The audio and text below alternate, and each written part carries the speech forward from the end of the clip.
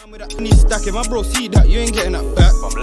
And I ain't gonna lie, more time, I don't wanna rap. Keisha got more bodies than gang, and I bet you she's still gonna cap. Slim thing with a waist, can I look like Koi, look real, more time with her face on L, look mate. Can't get caught up down with it.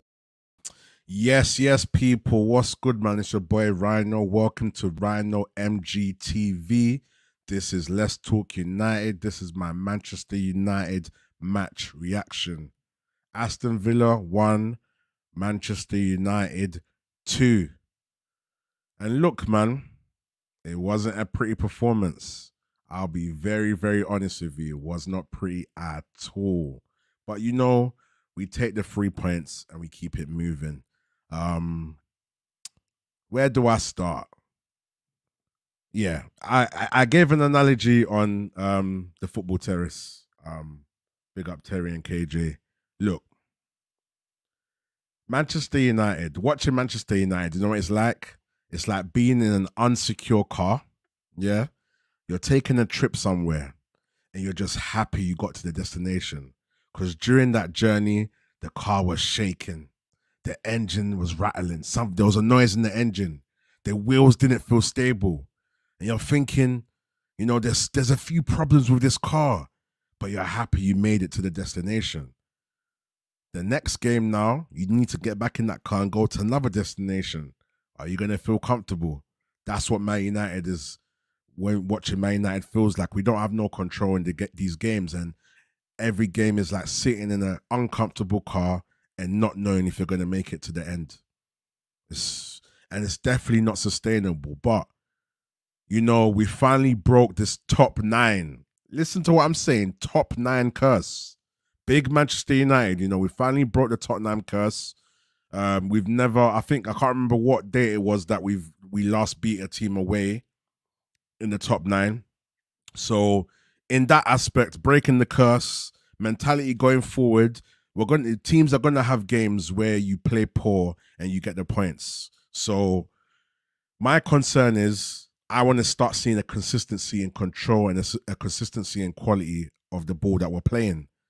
And I'm expecting to see an upward trajectory, so I can start to think about believing more in the manager.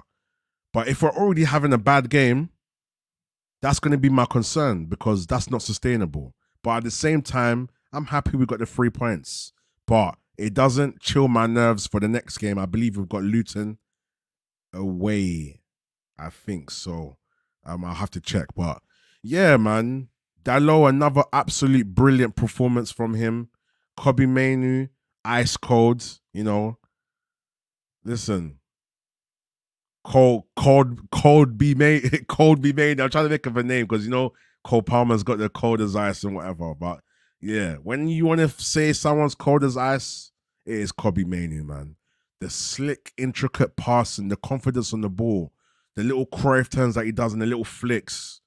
He's so composed and he's such an absolutely brilliant player, man. I'm very happy about him. And I'm very happy with Dalot.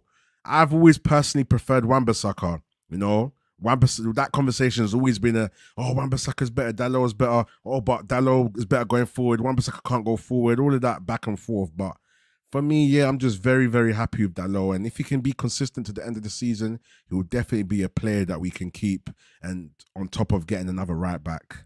But listen, when Lindelof came on, I was worried, people, man. I was so worried.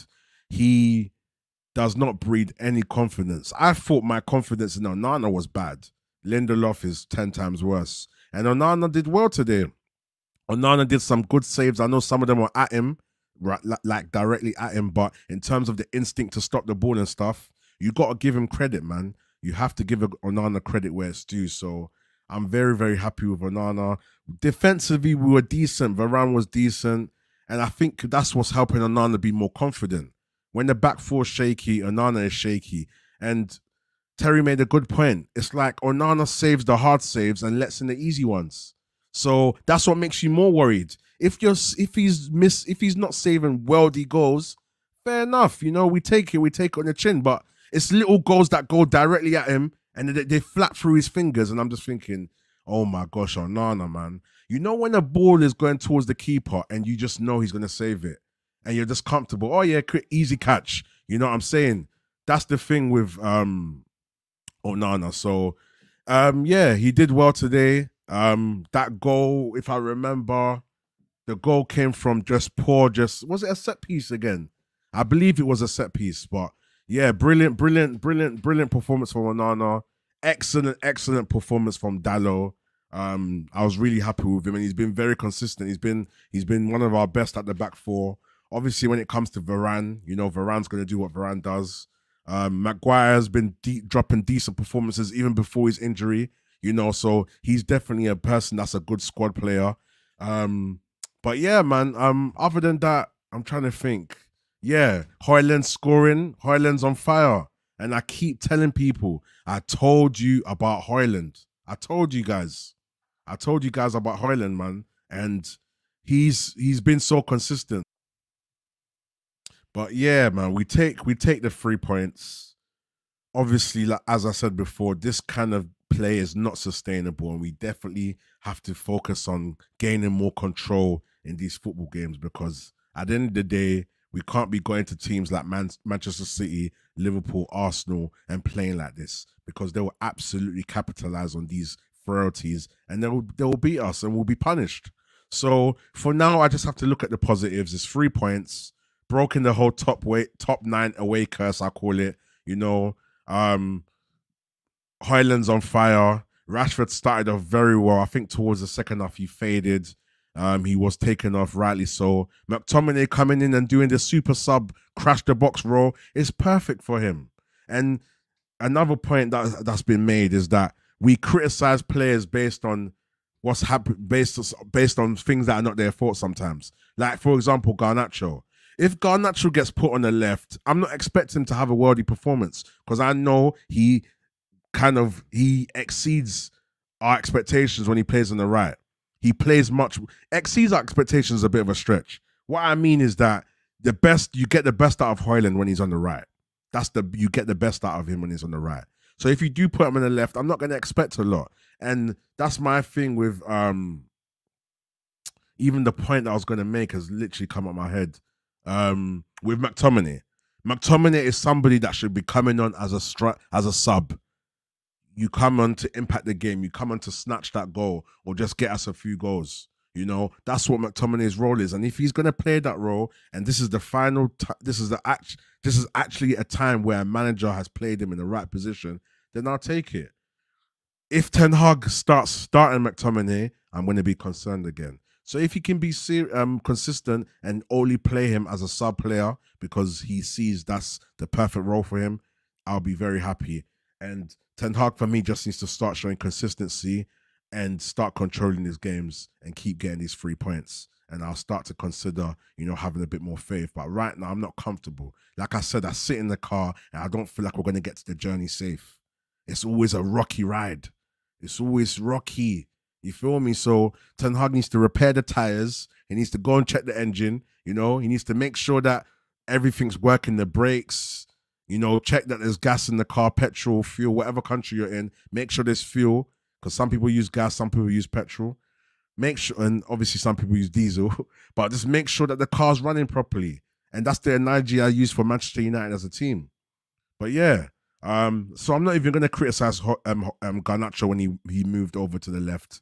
No problem. But happy with Højlund, happy with Garnacho, happy with Rashford for most of the game. Midfield, Bruno did decent.